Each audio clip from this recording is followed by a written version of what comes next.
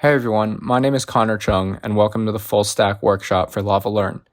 In this workshop, we're going to be building a full stack web application from the ground up.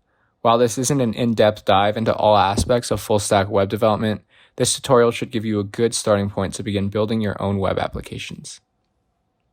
The project that we're going to be building today is a clone of the message board system Yik Yak.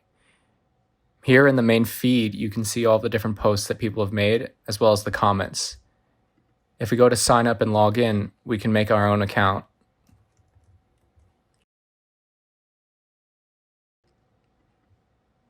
And make our own posts.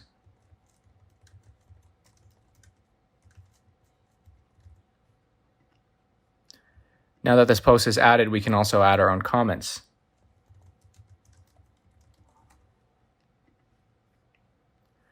To build this application, we're going to be using Node, Express, and Postgres for the backend server, which will deal with storing and serving user, post, and comment information.